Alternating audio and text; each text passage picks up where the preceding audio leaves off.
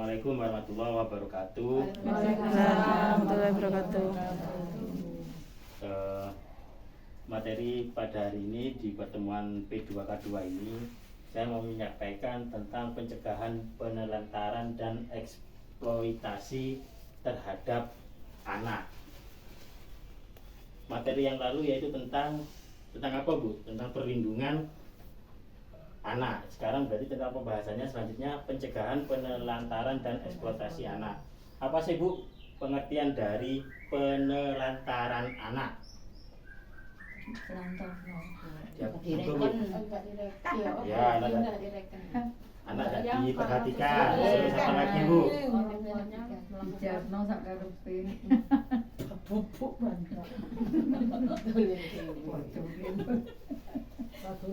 Apalagi penelantaran anak Bu, monggo yang lain jawab Bu. Baru dua, yaitu anaknya tidak dihiraukan atau tidak diperhatikan.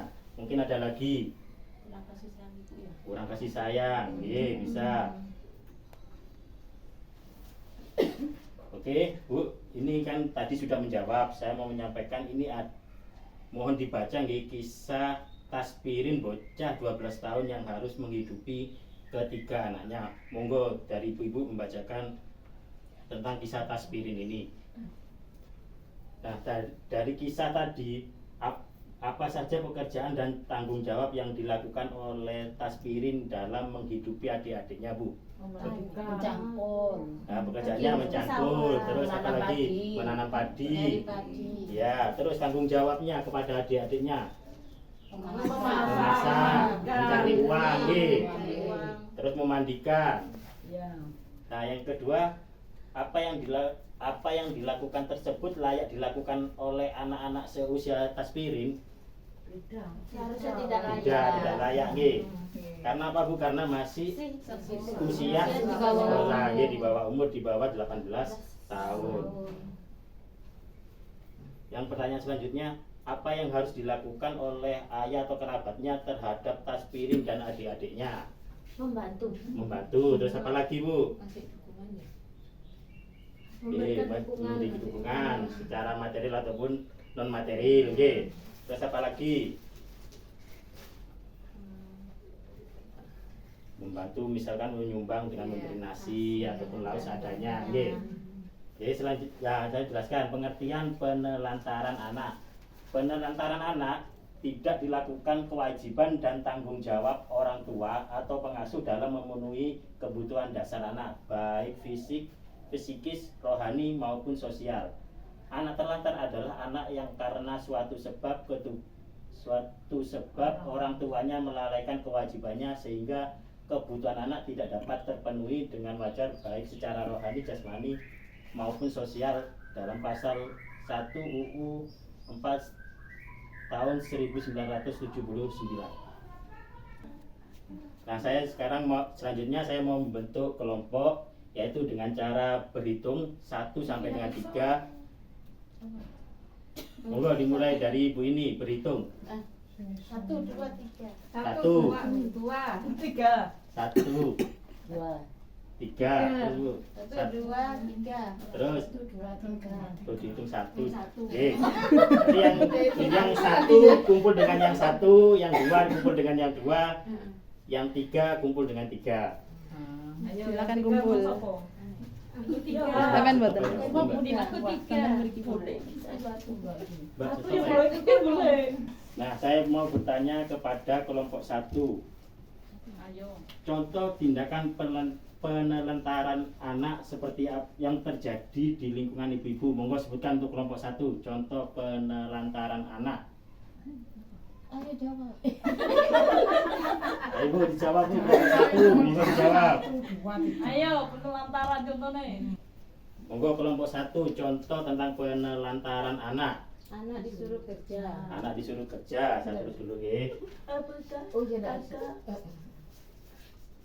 Anak disuruh kerja. Kelompok 2 contohnya Bu, monggo. Anak tidak dikasih makan. Anak tidak dikasih makan. Iya, Tidak diberi makan. Kelompok 3. Sekolahnya tidak layak, tidak disekolahkan. Anak tidak disekolahkan. Nggih.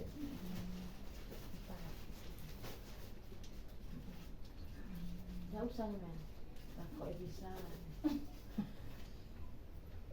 Berikut contoh-contoh penelantaran anak. Yang pertama, tidak memberikan makanan yang sehat, aman, dan bergizi. Nah, ini kelompok 2, tidak diberi makan. Nggih. Yang kedua, tidak diberikan tempat tinggal dan pakaian yang layak. Tidak pernah diberi waktu dan kesempatan bermain. Contohnya anak kongkon kerja ataupun misalkan ngemis seperti itu, atau anak wis disuruh kegiatan yang menghasilkan uang, itu termasuk dari kelompok 1 ini, disuruh kerja. Nggih. Tidak diizinkan sekolah. Nah, ini dari kelompok 3, anak tidak disekolahkan secara layak. Ini contohnya tidak diizinkan sekolah. Tidak melakukan imunisasi terhadap anak. Tidak ke posyandu untuk menimbang berat dan ukur tinggi badan. Tidak dibawa berobat ke puskesmas atau layanan kesehatan lainnya ketika anak sakit. Tidak mendukung pendidikan anak. Tidak memberikan kasih sayang. Tidak memberikan perhatian. Tidak mendengar pendapat anak. Tidak memberikan kesempatan beribadah. Tidak mengenalkan nilai-nilai baik dan buruk. Tidak mengajarkan untuk menghargai dan orang atau berhubungan dengan orang lain. Ditinggal sendiri, didiamkan dalam kurun waktu tertentu, tidak dipedulikan, dan lain-lain. Nah, ini adalah contoh-contoh penelantaran anak. Jadi anak dikasih kasih sayang itu juga termasuk penelantaran anak. Jadi anaknya itu harus diperhatikan, baik itu dapat kasih sayang, pendidikan, makannya, tempat tinggalnya, pakaiannya, dan lain-lain. Akibat penelantaran anak. Yang pertama, ketika anak tidak disekolahkan, yaitu terjadi putus sekolah, tidak diberi makan, terjadi kurang gizi, celaka, luka atau sakit, digigit binatang, kalajengking, kecoa, ular, anjing, dan lainnya, sering ketakutan, tidak berani, kemampuan berbahasa rendah, anak merasa tidak aman, susah bergaul, mengalami masalah penyesuaian diri pada masa yang akan datang. Cara mencegah penelantaran anak, yang pertama yaitu memenuhi kebutuhan dasar anak, kasih sayang, sandang, pangan, dan papan. Meluangkan waktu untuk bersama dengan anak, berbagi tugas dalam mengasuh anak, mendidik anak tentang apa yang boleh dan tidak boleh dilakukan. Selanjutnya, memperhatikan pergaulan anak, memperhatikan perkembangan anak, menitipkan anak keluarga atau kerabat yang dapat dipercaya pada saat menitipkan anak di tempat penitipan anak. Mengkonsultasikan masalah keluarga dengan aparat setempat atau penyedia layanan. Bawa anak ke tempat kerja jika ada fasilitas yang aman. Konsultasi dengan pendamping PKH untuk membantu mencari solusi dan lain-lain. Saya menjelaskan yaitu selanjutnya pengertian eksploitasi anak. Eksploitasi adalah pemanfaatan anak untuk memperoleh keuntungan material maupun imaterial. Eksploitasi adalah tindakan dengan atau tanpa persetujuan korban yang meliputi tetapi tidak terbatas pada pelacuran,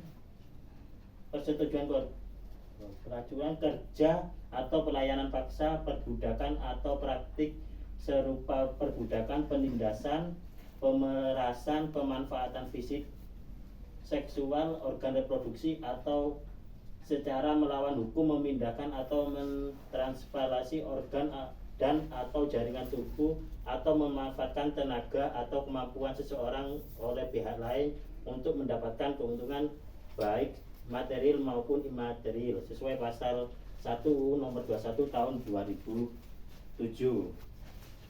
Nah, eksploitasi ini yaitu misalkan terhadap anak itu dimanfaatkan.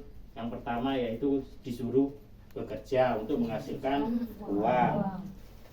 Contohnya bisa disuruh jadi kuli ataupun pembantu biar anaknya dapat uang. Yang selanjutnya anak dijadikan budak, contohnya kayak pengemis itu bukan ada organisasi anak-anak itu disuruh untuk mengemis, nanti hasilnya dikumpulkan, kan ada pengepulnya atau juraganya, hasilnya nanti dibagi. Terus lagi seperti penjualan organ tubuh itu termasuk eksploitasi anak. Nggih. Nah, saya mau bertanya kepada ibu-ibu. Yang pertama, apakah ibu pernah menyuruh anak membantu keluarga? Membantu keluarga, bukan menyuruh tapi membantu keluarga. Contohnya membantu cuci baju. Usianya sudah besar, Pak. Nah, berarti kan membantu. Contohnya lagi apa Bu selain mencuci baju? Disuruh ngepel, nggih. Ora. Cuci piring, Cuci nggih. piring mari mangan kok men Iya, tak tumang. Nah, yang kedua, apakah ibu-ibu pernah menyuruh anaknya untuk membantu mencari uang? Tidak. Tidak pernah. Nah, untuk anak-anak karena masih usianya masih anak belum berhak untuk mencari uang. Nah, ini selanjutnya saya putar video tentang eksploitasi anak. Monggo disaksikan ibu-ibu nggih. Nggih.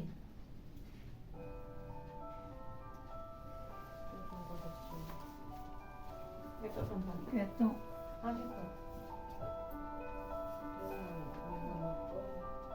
Namaku Yeni, aku berumur 13 tahun. Kerja di sungai setiap hari, mengumpulkan batu-batu sungai. Kecuali hari Minggu, aku libur. Ibuku dan saudara-saudaraku juga bekerja di sini, kecuali ayahku. Kami mengambil batu dari sungai, memasukkannya ke dalam kereta sorong, dan adik perempuanku membantuku mendorong ke darat. Kemudian kami memecah batu-batu itu menjadi lebih kecil, lalu menjualnya.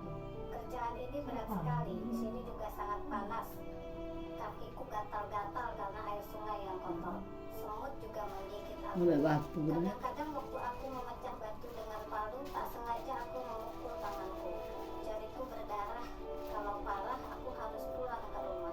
Aku putus sekolah di kelas 4 SD karena ayahku jatuh sakit. Ayahku lumpuh dan tidak bisa bekerja lagi. Kami tidak punya uang, tapi aku masih punya keinginan bersekolah. Aku suka belajar keras di sekolah karena aku bercita-cita menjadi seorang guru. Guru bisa mengajar dan membuat anak-anak pandai.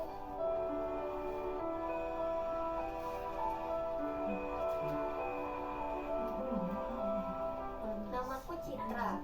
Aku membantu ayahku menambang batu di bukit. Batu-batu besar dan tajam. Jadi pekerjaan ini sangat berat buatku. Tapi aku ingin membantu orang tuaku. Aku juga memasak pada pagi dan sore hari. Aku mencuci pakaian dan menyapu rumah. Sementara ibuku menjaga adik-adikku. Aku sudah tidak bersekolah lagi. Waktu itu, orang tuaku tidak mampu membayar biaya ujian dan buku-buku. Jadi aku butuh sekolah. Keluarga kami sangat miskin dan aku sangat membutuhkan bantuan. Kali membantu orang tuaku dengan menambang batu di sini. Tapi aku mau kembali ke sekolah. Ibu-ibu tadi dalam video ini menceritakan tentang apa? Monggo dijawab. Anak umur 13 13 tahun bekerja mengumpulkan Untuk batu, terus ada yang memecahkan batu untuk membantu orang tuanya. Betul. Apakah ibu-ibu pernah melihat kejadian seperti ini di lingkungan ibu-ibu? Tidak pernah. Mungkin hanya di daerah terpencil ataupun di daerah lain yang memang perekonomian dari keluarganya tidak mencukupi sehingga anaknya dipaksa untuk mencari uang. Nggih.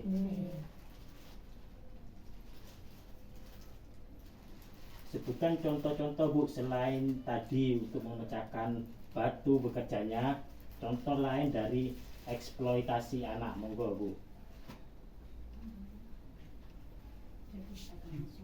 Pagi jadi pengemis ya, ngamen misalkan seperti itu untuk setor, biasanya penghasilannya berapa setor ke orang tuanya seperti itu. Nah, berikut saya sampaikan contoh-contoh eksploitasi. Yang pertama, dalam pemanfaatan tubuh anak, anak yang dilacurkan, pornografi anak, anak yang mengalami kecacatan atau bayi yang digunakan untuk memancing rasa iba. Contohnya misalnya anak nangis disuruh ngemis di perempatan lampu merah dengan berharap belas kasihan dari orang lain.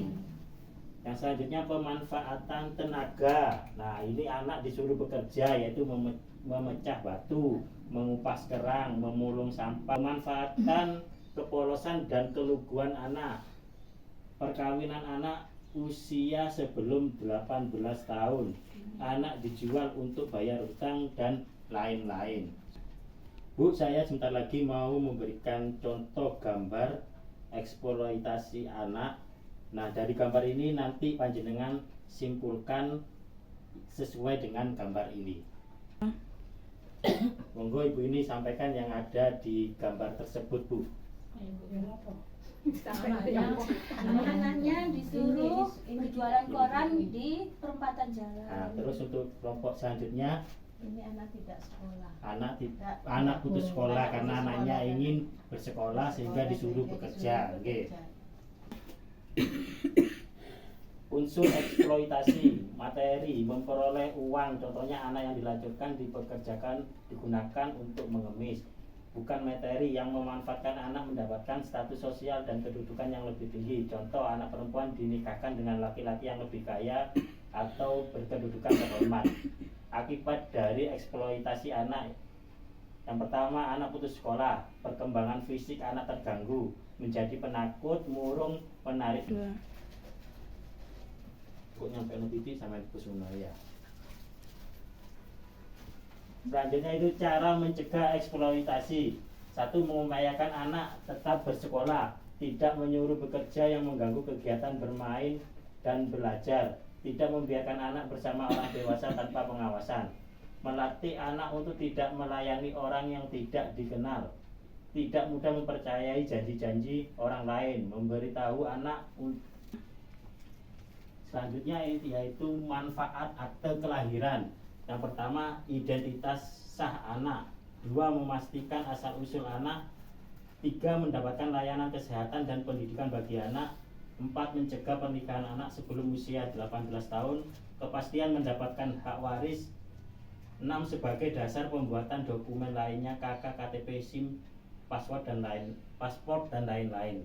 Jadi tujuannya yang misalkan punya anak tapi belum ada aktenya, harusnya segera mengurusi akte kelahiran, karena akte kelahiran itu adalah identitas awal seorang anak ketika baru lahir. Nah, kesimpulan dari pertemuan kali ini terkait pencegahan penelantaran dan eksploitasi anak, yaitu 1, tidak memenuhi hak-hak anak adalah penelantaran anak. Yang kedua, sebagai orang tua kita harus melakukan pencegahan terhadap penelantaran.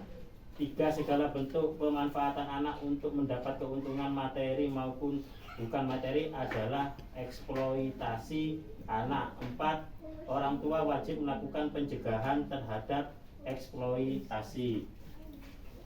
Nah, ini adalah kesimpulan dari materi hari ini. Semoga apa yang saya sampaikan ini bisa dimengerti oleh ibu-ibu dan bisa diterapkan di lingkungan ibu-ibu. Ketika terjadi seperti ini, panjenengan wajib lapor baik kepada pihak yang berwajib, pendamping ataupun yang lainnya.